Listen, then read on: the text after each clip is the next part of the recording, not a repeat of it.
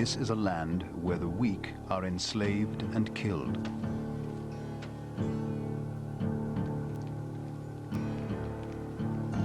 Violence is every man's daily bread, and a dead husband is every woman's dream. Here children expect to be beaten for their own good, sometimes to death. This is the fabled warrior kingdom of Sparta. Soon it will be the unlikely savior of the free world. The cradle of Western civilization is under attack. King Xerxes and his 250,000-strong Persian army are invading Greece. In the first major struggle between East and West, the slave-owning Spartans and their king Leonidas will be transformed into glorious heroes. Over the next 2,500 years, their heroic stand will become a legend. The two forces would meet at Thermopylae, the gates of fire, and on the outcome would hang the fate of Western democracy itself.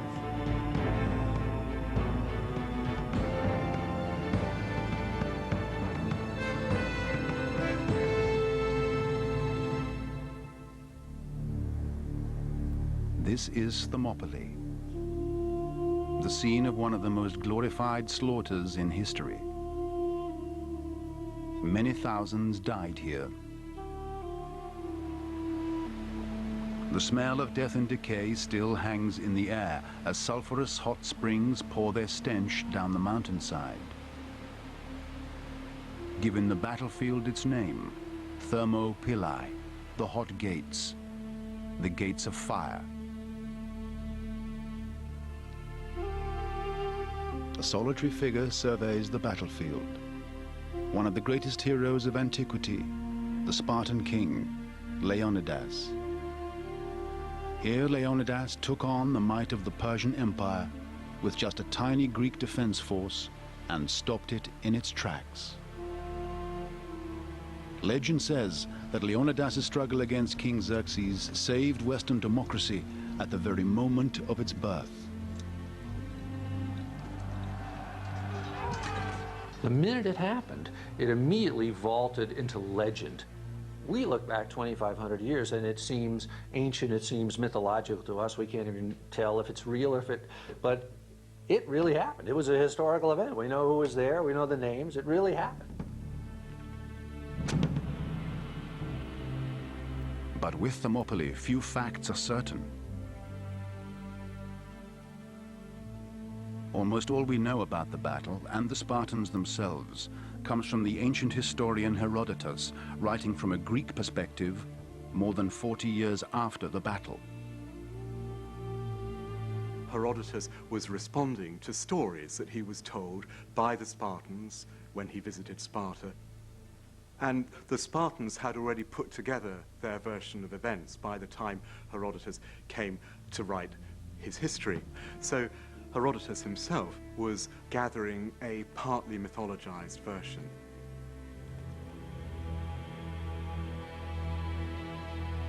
The legend of the Spartans at the Battle of Thermopylae reverberated down the ages. Historians and artists transformed Leonidas and his men into mythical figures until their battle for Greece became seen as a fight for the entire Western world.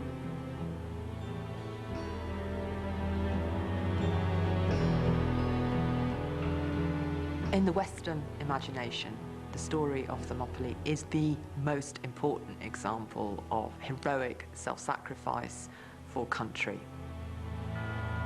The simple message is that it's better to be dead than unfree.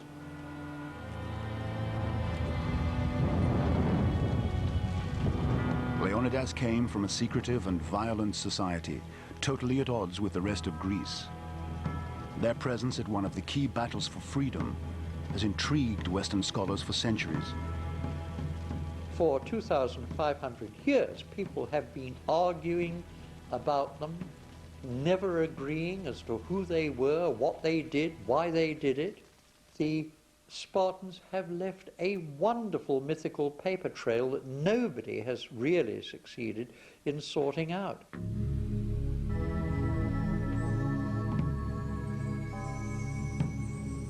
Today, very little remains of Sparta, the most isolated and secretive city-state in ancient Greece.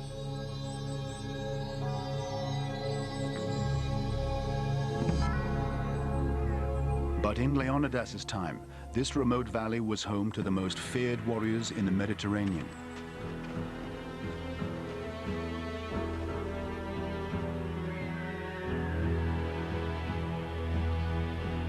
And unlike other Greeks, who spent most of the year farming, all Spartans were full-time warriors. Every time you faced the Spartan army, you faced a mass of identically, perfectly trained Spartans. You were not really confronting even mortal man. You were confronting sort of this eternal notion of unbeatable Sparta. Leonidas was master of his own realm and feared in many more, but his supremacy was about to be challenged.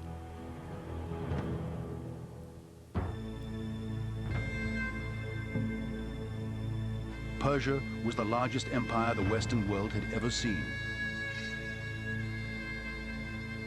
From its center in modern-day Iran, it stretched from India to Egypt.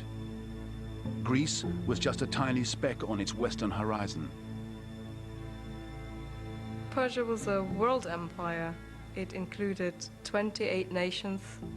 It had all the resources it ever wanted. It had all the money it ever wanted, and controlled something that nobody before them had ever controlled. The Persians looked like they could take over the world. But it would be some years before they realized that they would have to get past the Spartans first. In Sparta, Persia would find a military machine like no other.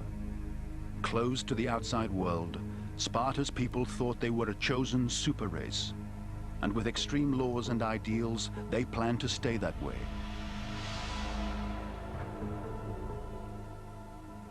To maintain discipline, everyone in Sparta was always under surveillance. A group of ultra-conservative old men called the Gerousia looked for signs of non-conformity. Watching the Gerousia was another group of officials, the ephors. Even royalty wasn't above suspicion. A Spartan king wasn't a monarch. It was a diarchy. There were two of them, carefully watching each other, being rivals, and knowing that if they stepped out of line, the ephors might get them. A king could be put on trial, could be exiled, and his character systematically ruined in the eyes of history. No one escaped Sparta's judgmental gaze. All babies were examined to check that they conformed to the Spartan ideal.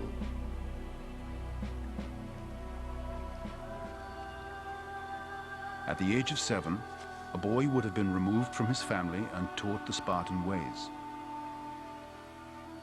Young Spartans were brought up and educated communally by the state from, we're told, the age of 7. And this education was intended to inculcate physical toughness, military skill, and above all, obedience. Living together in barracks, the boys learned comradeship. And deprived of all comforts, they were molded into austere Spartans through extreme physical hardship.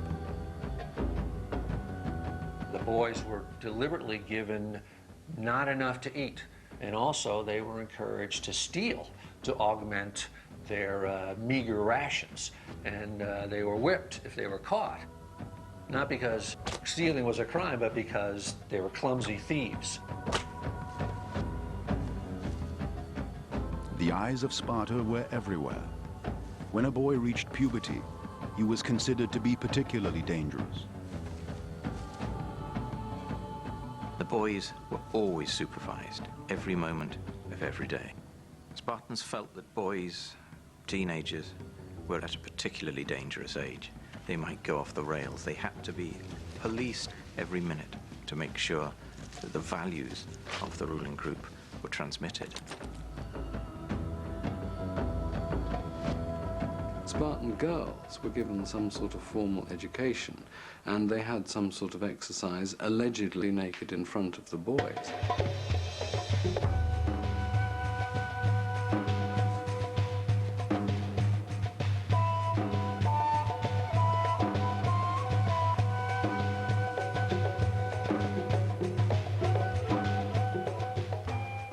The aim being for them to be, when they married, and they married late by Greek standards, educated, brought up in such a way as to be able to survive the rigors of childbirth.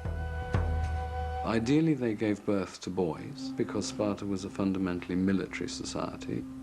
So the whole system is geared to producing the largest number of physically fittest fighting males.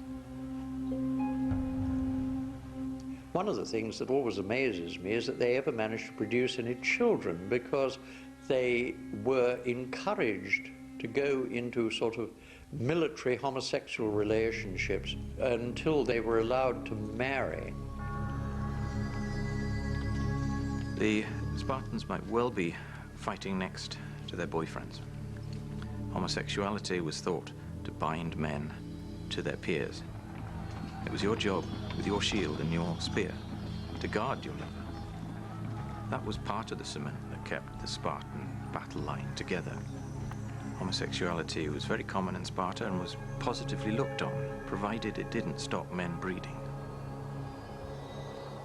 The Spartan population was perilously small, and so there were laws designed to spice up the sex lives of married couples.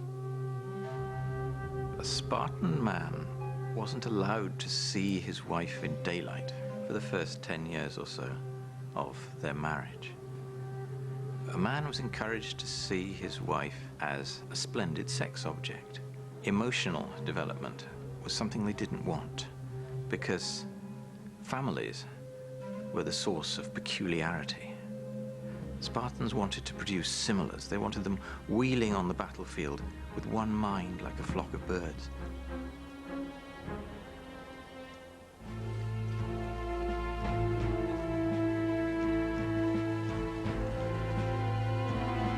Sparta's invincible military reputation had been built up by conquering the surrounding lands of Messenia and Laconia and turning their old neighbors into slaves, forcing them to work their fields. Messenia became the free bread basket for Sparta, which meant that the Spartan upper military class could devote their entire existence to military training and defense of the realm. The whole of Spartan society became dependent on slavery. 8,000 Spartan overlords suppressed 250,000 slaves. These were the Helots. Drastically outnumbered, the Spartans faced the constant threat of a Helot uprising. Every year, the Spartans declared war on the Helots. They'd no intention of killing them. Their economy rested on the Helots, and so did a lot of their love lives. But it had to be religiously permissible to kill a Helot. And the great time for doing that was at night, because that was the time of greatest terror. The Spartans were connoisseurs of terror, and the Helots had to be intimidated. At night, young Spartans patrolled in death squads. The faceless assassins were known as the Crypteia.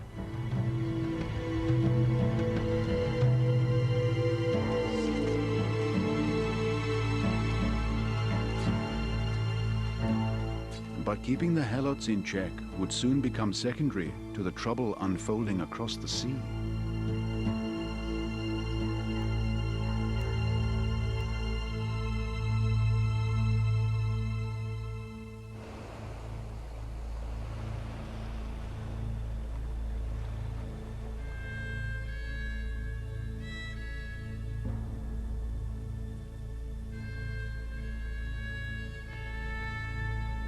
Back in Persia, a new king was being crowned. Xerxes sought to emulate the expansionist ambitions of his father's reign. Herodotus records his declaration.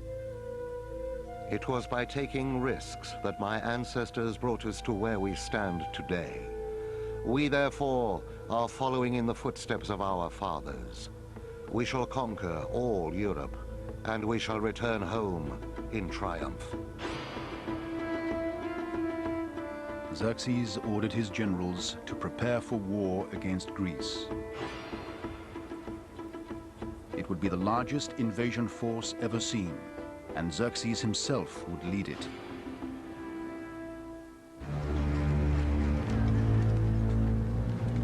Men from every corner of the Persian Empire were ordered to muster for Xerxes' cause. Tens of thousands of archers, horsemen, and even Greek mercenaries gathered in preparation for a massive attack.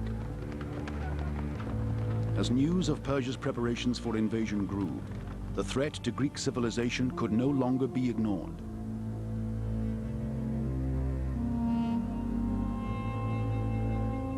Leonidas went north to Corinth to meet a group of his Greek rivals. Their immediate thought was how to save their skins, and Greeks being Greeks at that time, what they would have thought was, how can I save my city?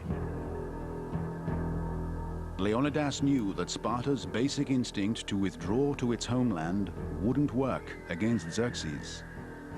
It probably would have been very tempting for the Spartans when faced with these unimaginably large numbers from the Persian Empire to defend just their home territory. But they had no worthwhile fleet. Sparta could be surrounded by an enemy who landed from the sea. Sparta had to have an ally with a big fleet, and that meant Athens. For Athens to help Sparta, Leonidas would have to come to an agreement with his former enemy. But although he was willing to lead a small alliance of Greek states against the Persians, he did not have the authority to provide the troops to support them. Over the coming weeks, he would have to convince his Spartans of the need for the Greeks to work together.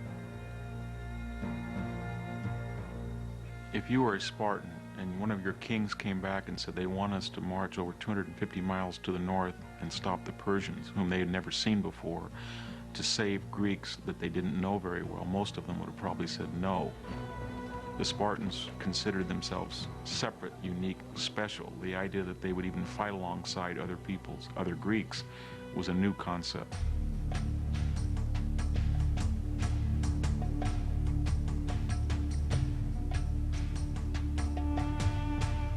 But by now it was becoming clear just how great the threat was.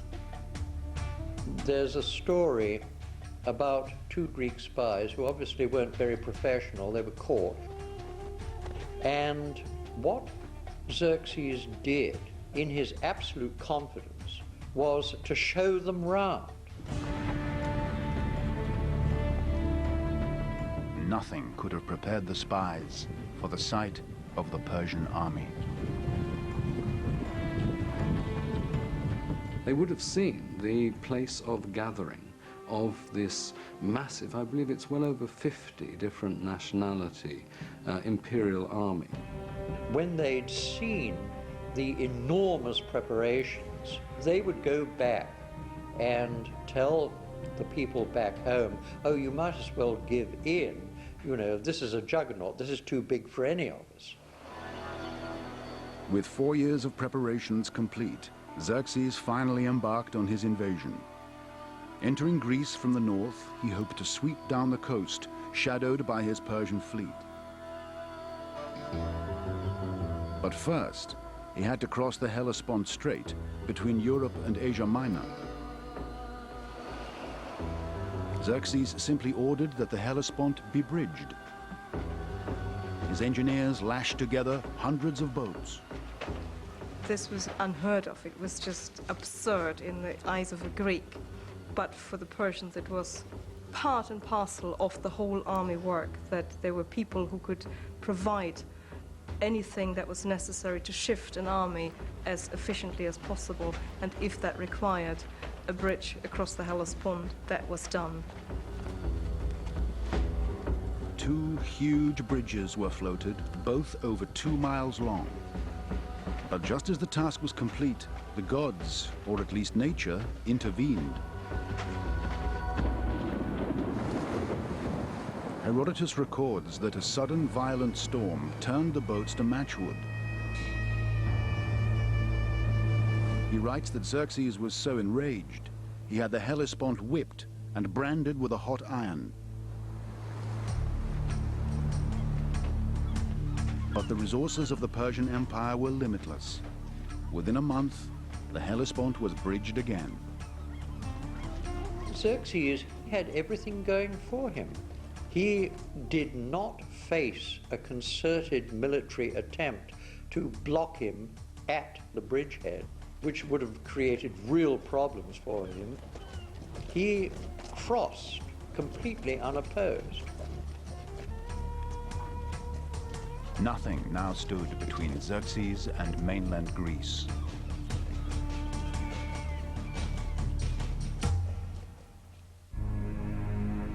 As the Persian threat loomed ever closer to Sparta, it's said that King Leonidas went to ask the gods for help in defeating Xerxes. He went north to consult the country's most potent religious symbol, the oracle at Delphi.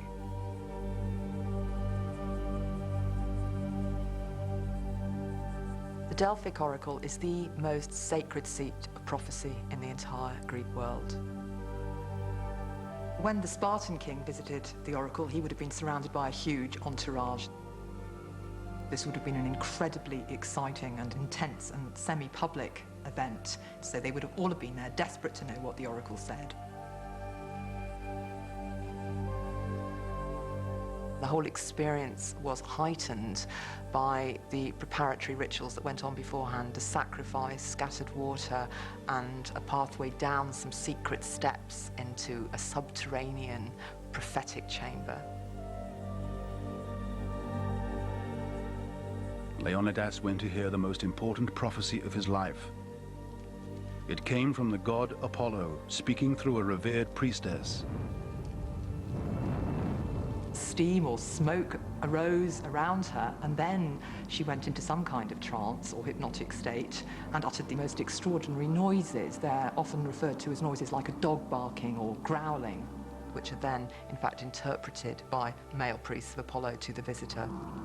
Herodotus relates what the oracle prophesied for Leonidas, but the prophecy was disastrous. Hear your fate, O dwellers in Sparta of the wide spaces. Either your famed great town must be sacked by Persia's sons, or the whole of Sparta shall mourn the death of a king of the house of Heracles. When Leonidas consulted the oracle, the news was terrible. The Delphic oracle simply said, either a Spartan king must die, or Sparta itself will fall. If Leonidas was going to fight, he would have to act soon.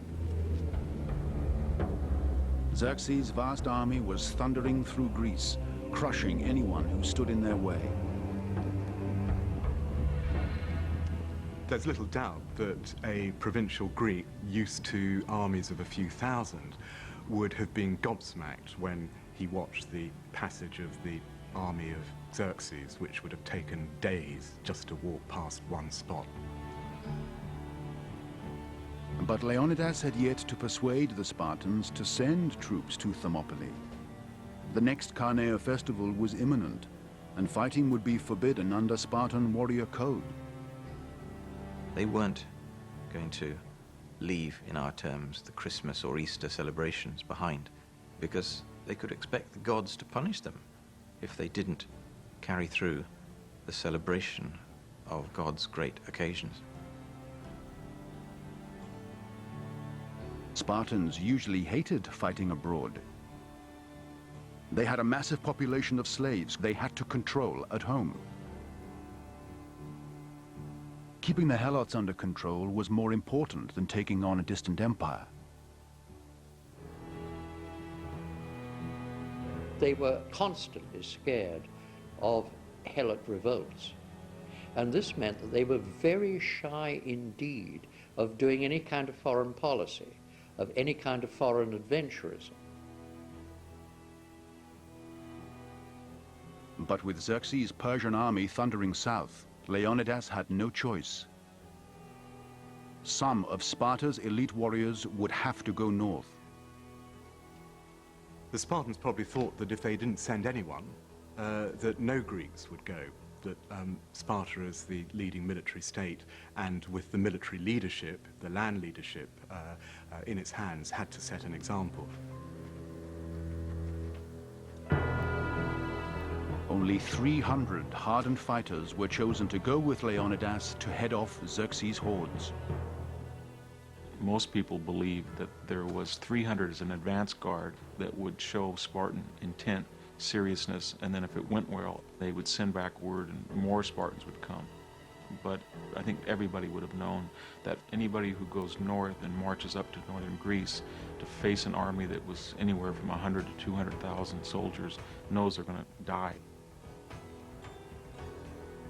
In early August 480 BC, King Leonidas, 300 Spartans and an unknown number of Helot slaves left their sacred homeland and set off for Thermopylae.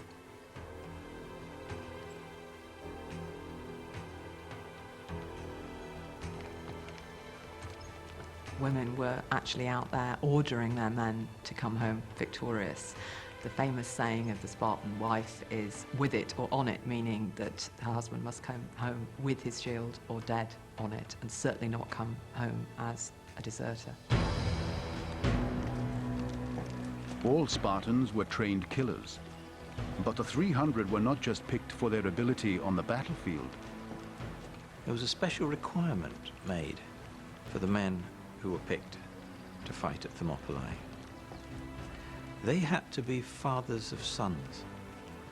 Perhaps the Spartans felt that a father with sons had already done their duty for the future of Sparta. These men were almost expendable. As they marched north, the Spartans knew that the odds were against them, but they entrusted their fate to their gods. The most religious people in Greece, they always took herds of sacrificial animals with them, so they could read the omens for battle in the shape of the animals' livers. Normally before a battle, if the liver wasn't the right shape, Spartans wouldn't start the fight. And then the fight wouldn't start, because a Greek enemy would never provoke the Spartans to war. This time, it wasn't up to the Spartans when the battle started. They were on the defense. Inspired by their example, other city-states rallied to the cause. Athens had already agreed to send its formidable navy, while other allies such as Thebes and Thespes swelled the infantry ranks to over 4,000. Even so, according to the account given by the Greek historian Herodotus, the Spartans and their allies were still outnumbered by over 500 to 1 by land and 3 to 1 at sea. By the middle of August 480 BC, steep mountains rose before them. They had reached Thermopylae. Hot springs poured down the mountainside, giving Thermopylae its name, Thermopylae, the gates of fire.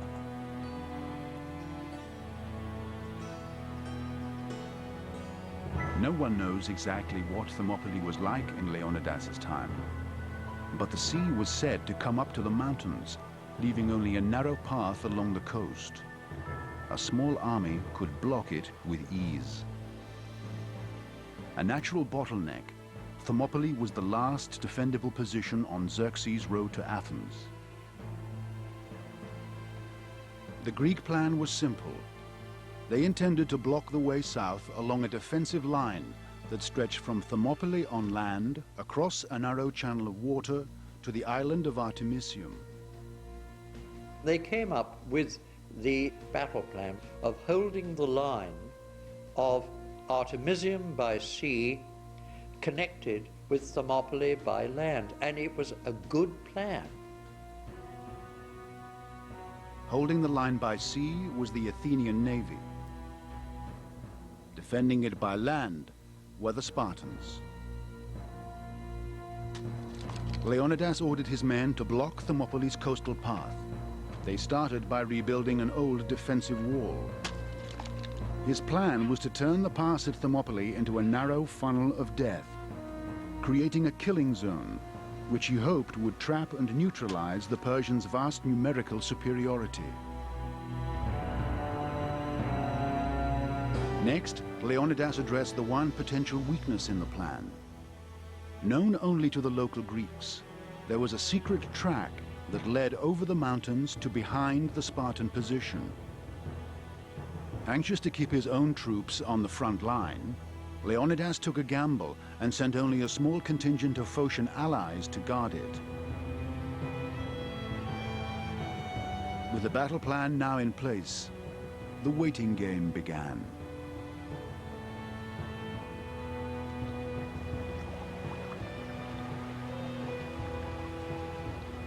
For King Leonidas, Thermopylae was not just a good defensive position, it was a place of real personal significance. Leonidas believed that he was a direct descendant of the son of Zeus, Heracles, who spent his last days at Thermopylae. When Leonidas goes to Thermopylae, he's conscious that over the hot spring is a massive altar of his own great-great-great-great-great-grandfather, Heracles. Behind him is Mount Oita, which is the place where Heracles actually died. He sacrificed himself on the top of the mountain towering over Thermopylae. Down below, where the ships are moored on Cape Sepias, that is where Heracles, no less, was put off to collect water by Jason and the Argonauts. Heracles' presence is everywhere, and he is actually an ancestor.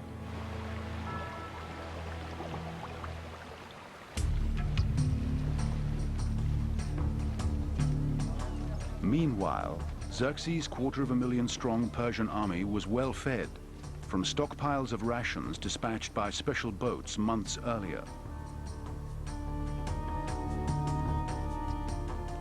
As they advanced inexorably through northern Greece, city after city paid homage, supplying dinner and entertainment for the great king and up to 15,000 members of his close royal circle.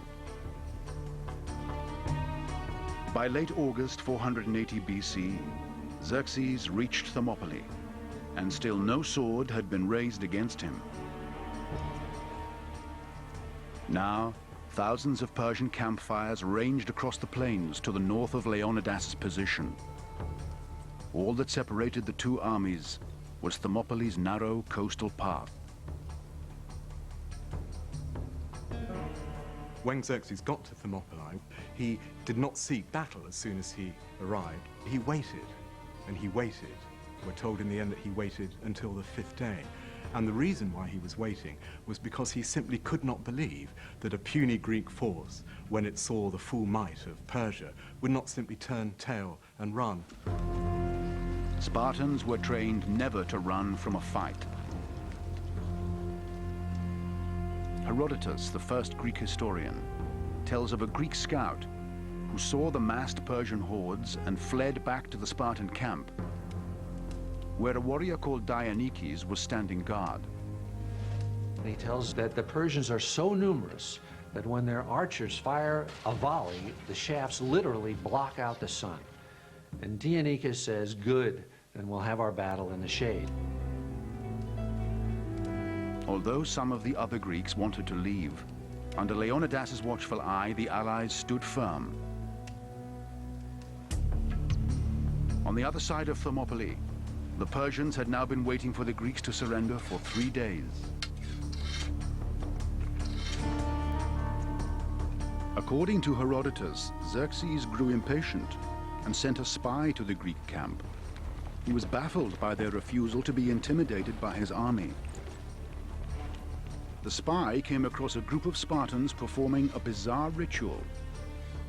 Spartans happened to be dressing their hair, and they paid no attention to him whatsoever. They let him ride up, check them out, and ride back. He was completely stunned. So was Xerxes when he got that these soldiers seemed to be treating him with absolute contempt.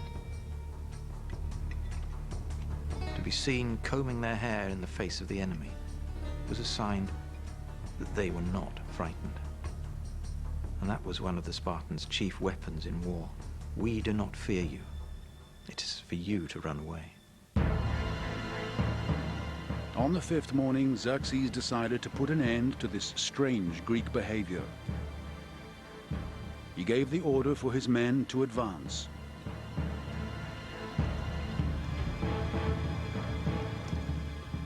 Short of victory, he took up a position overlooking the battlefield. Scribes prepared to note down who fought well and deserved reward, and who did badly and should be punished.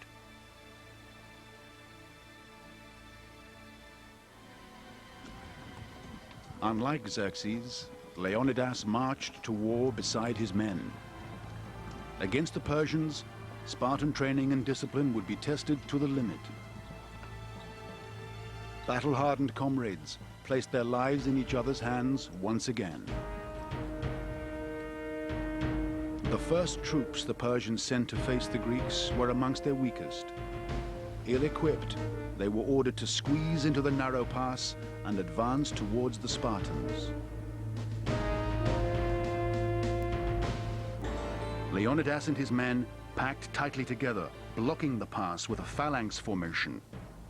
Lines of men with spears bristling above overlapping shields.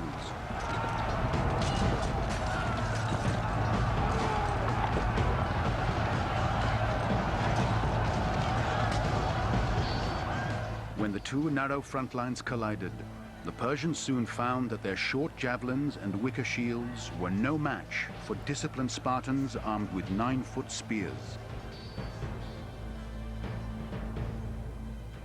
So you really have kind of a chopping machine that is simply moving forward almost blindly. When a line of Spartans confronted a line of more lightly armed soldiers, it was absolutely bloody. It was really like feeding meat into a meat grinder.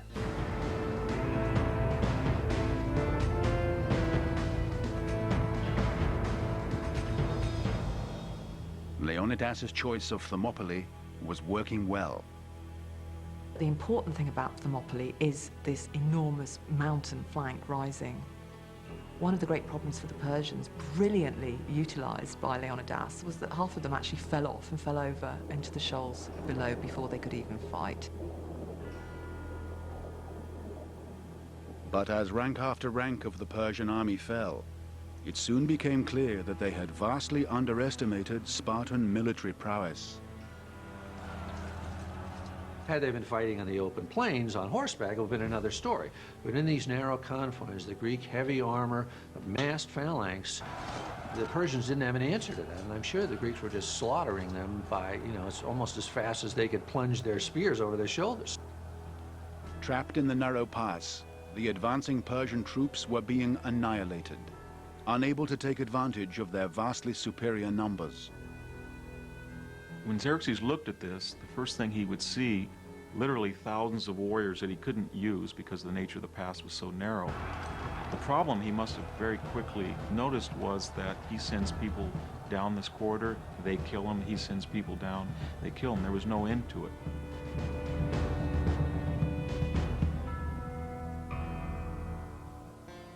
Frustrated, by late afternoon, Xerxes decided to send in the cream of his army to unblock the pass.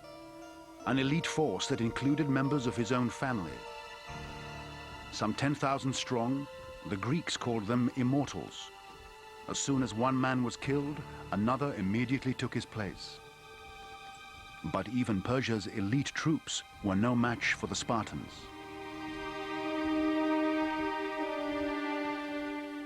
As the two crack forces closed in on each other, the Spartans performed an audacious countermaneuver. In the middle of the battle, they pretended to retreat. One of the interesting things about Thermopylae is, for the first and perhaps the only occasion in classical Greek history, we hear of a feigned withdrawal. The Spartans would approach the enemy and then in lockstep and on order backpedal, drawing the Persians in which they would then suddenly form a rigid line and kill them even more easily as they were out of order and undisciplined. usually was considered beyond the realm of Greek tactics.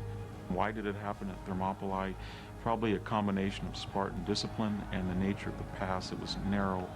If they were to do that in a regular battlefield, they might easily be outflanked. Stunned by the ever-mounting losses, Xerxes ordered the immortals to retreat. As the day drew to a close, Leonidas and his allies had triumphed against all the odds. They must have felt vindicated. Everything that they had been taught, that they were superior because of their tremendous discipline, seemed at that moment to be true. And even though they must have recognized that this can't go on forever, the feeling of their demonstrated superiority against the biggest empire in the known world must have been a source of a great deal of pride.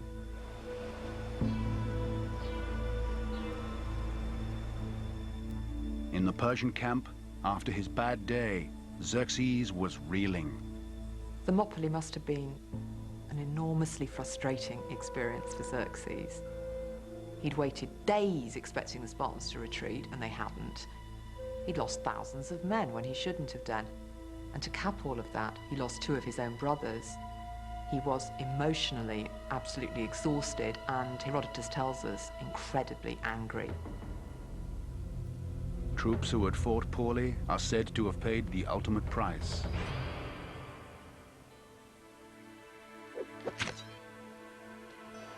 Xerxes' navy had also suffered. Opposite Thermopylae, the Athenian fleet had sunk many Persian ships, keeping Leonidas safe from sea attack.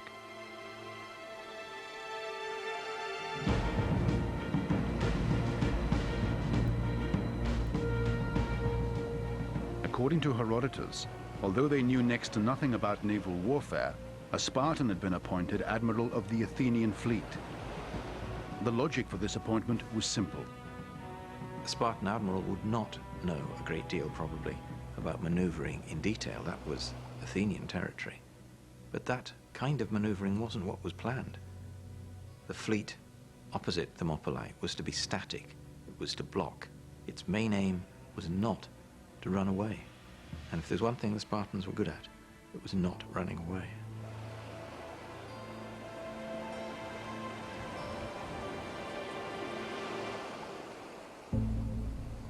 As the second day of battle dawned, Xerxes tried to break the deadlock once again.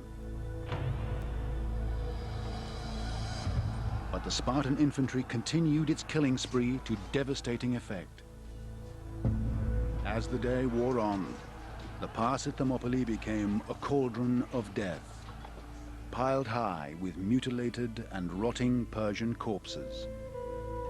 The smell, blood, feces, plus the hot sun corrupting what was left and producing an even worse smell, it just doesn't bear thinking about. At the end of the second day, Xerxes was facing the stark reality that his greatest resource, numerical superiority, counted for nothing. He's very quickly coming to his senses that these Greeks fight better and kill his men, and there doesn't seem any solution to this problem that he got himself into, that numbers for the first time in his life don't mean anything. If numbers for a Persian king don't mean anything, you have no other resources to draw on. Persian numbers may have meant nothing, but Persian gold still counted for a lot. According to Herodotus, a local Greek called Ephialtes came forward and offered to sell information to Xerxes that could win him the battle. The attractions of Persian gold, which we're told by Herodotus is what induced him to betray the Greeks, was well known in Greek history to exert a mesmerizing effect on Greeks, and that was one of the ways in which Persia traditionally controlled Greek city-states, by dishing out lots of cash.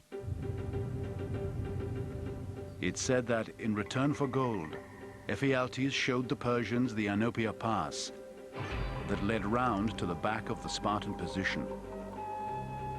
The path was well known. It was inevitable that somebody was going to tell the Persians of its existence.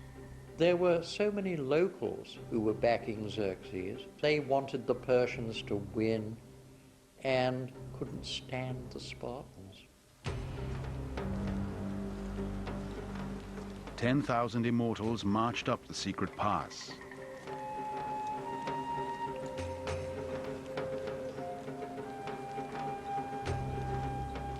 All that stood in their way was a contingent of Phocians, local Greeks who didn't have the benefit of Spartan training. There's some 1,000 of them, and they only have one order, that is, make sure that the pass is not turned. And what happens? Ephialtes leads the Persians around to the rear of Leonidas. The Phocians see them, they panic, they go up to the heights, and in the process they leave the pass open. The Phocians took one look at them and scrambled off like rabbits and let the Persian force through. As Xerxes' immortals set off up the steep mountain pass, Leonidas would also have been seeking a means of ending the deadlock.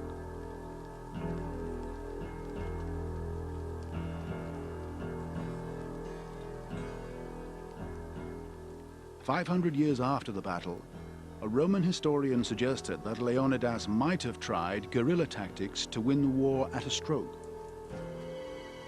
Years of hunting rebellious Helot slaves at night meant the Spartans had the skills to assassinate Xerxes under cover of darkness. The notion of knocking out the one man who holds together this disparate force is not entirely implausible. The Spartans were the masters of knight behavior. Of all Greeks, a small squadron of Spartans might just conceivably have been able to get as near to Xerxes as this source says they did, and conceivably even assassinate Xerxes in his tent. If an attempt was made to assassinate Xerxes, it failed. By morning, the immortals would have crossed the mountain path and be marching towards the Greek position from the rear. The Spartans and their allies were surrounded. As day 3 of the battle loomed, the Spartans and their king were determined to hold fast. Even now, retreat or surrender was unthinkable. I don't see any genuine choices for Leonidas and his Spartans at that point, nor do I suppose that they really have wanted a choice. That's almost an Athenian thought, that you should have a choice at this moment of crisis. I think it's a Spartan thought to look you in the eye and say, there is no choice. It's simply a matter of duty. But Leonidas did not expect his allies to be bound by the same standards as the Spartans. According to Herodotus' history, Leonidas allowed the other Greek allies to retreat. But for a small band of Thebans and Thespians who decided to stay, the Spartans would face the enemy alone. This was the moment that they had been born for. In my opinion, Leonidas knew exactly what he was doing, knew exactly the myth that he was creating at this moment. And I think all the other 300 knew it too.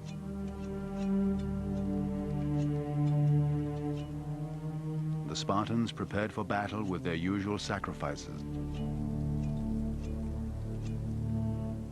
According to Herodotus, the omens were clear. Even the gods had deserted them now. We hear that when the Spartans sacrificed an animal before their final engagement, the omens were bad. And if Spartans started their fighting that day, knowing that the omens were wrong, they would be anticipating their own deaths. The gods had warned them not to fight.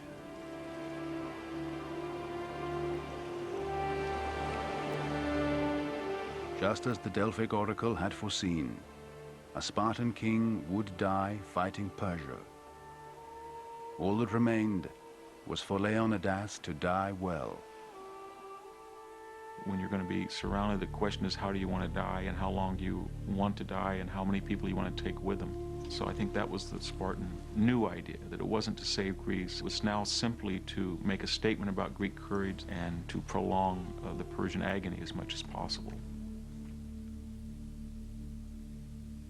As a Spartan and as a king, Leonidas was above all a professional soldier, and he was above all a commander of men. And so at the final moment when push came to shove, Leonidas would not have had a shadow of doubt as to where his duty lay.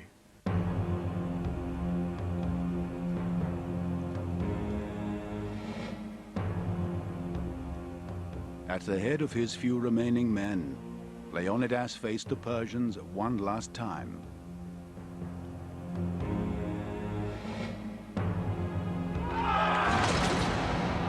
Surrounded, he could no longer defend the pass, so he led his troops in a final attack, killing as many Persians as possible.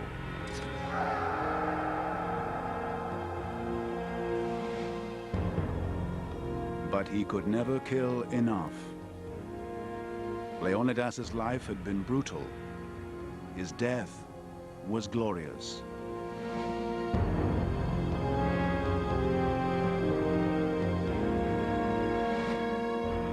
Despite losing their leader, the remaining Spartans fought on, determined to make the Persians pay dearly for every last drop of Greek blood, even if they had to fight without weapons. After their spears were broken or got lost, the Spartans resorted to their swords, which was most unusual. After the same happened to their swords, Herodotus tells us that they fought with anything they had, with their teeth, with their fingernails.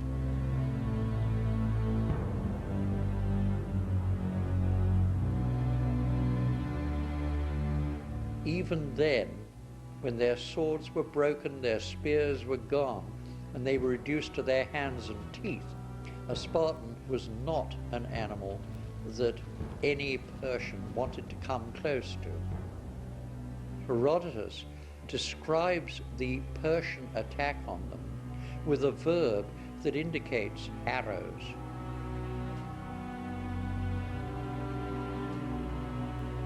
To die under a hail of arrows would be perhaps worse than dying with a spear in your groin. So the Spartans were taught to abuse arrows. They were taught to see them as attractoi, as spindles, as women's things.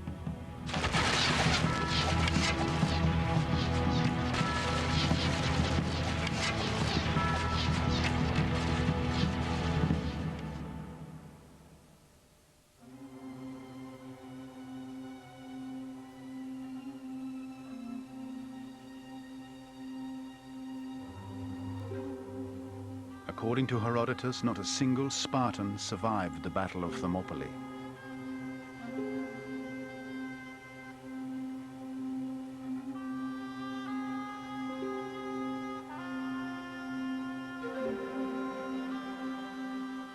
The victorious Persians found Leonidas's body among the piles of dead and took it to Xerxes.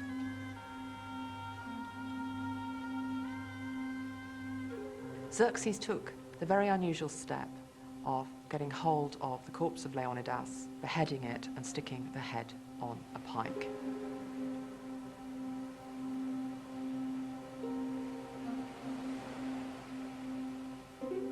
Now, that kind of behavior wasn't altogether unheard of in the ancient world, but the Persians didn't normally do it. They honored men who distinguished themselves in battle. They saw them as true heroes and tended to respect their corpses enormously. Xerxes did this because he was really, really angry.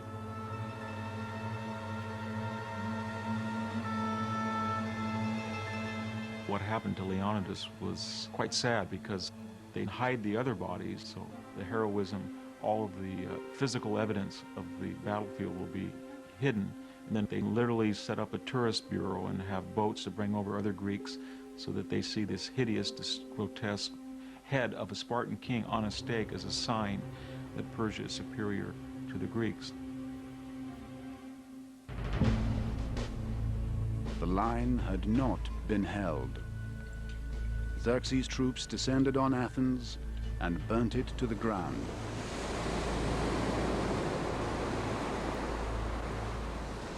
Tactically, Thermopylae was the worst defeat in the history of Sparta. Strategically, it was a wonderful victory. How can that be possible? The pass was turned, the fleet withdrew, but it was the psychological drama that Greeks had held off the Persian Empire, not just the Persian army, for 3 days. And that gave enormous psychological capital to the defenders to the rear. Inspired by the Spartans' heroic stand, the Greek forces regrouped to the south. Within a year, the Athenian navy would defeat Xerxes' fleet, and the Persian king would be forced into a humiliating retreat. Xerxes withdrew to Persia, never to return.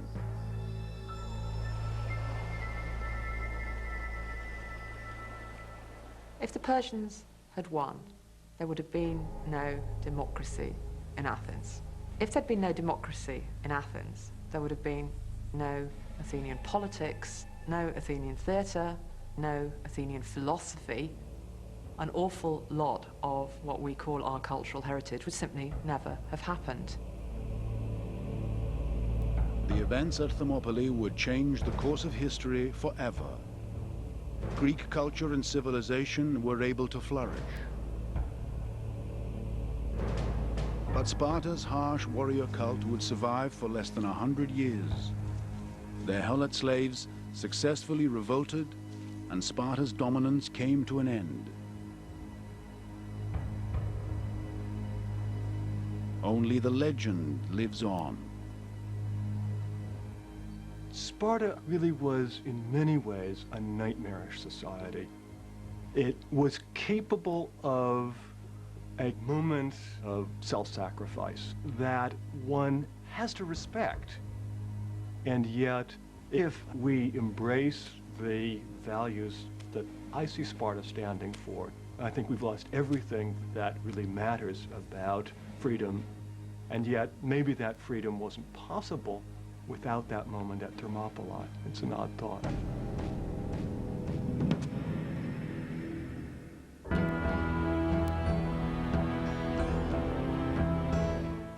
And next on BBC Two, the horrors of the trenches, as a team of experts and relations search for the site of a First World War siege. Ancestors journey to hell in a moment.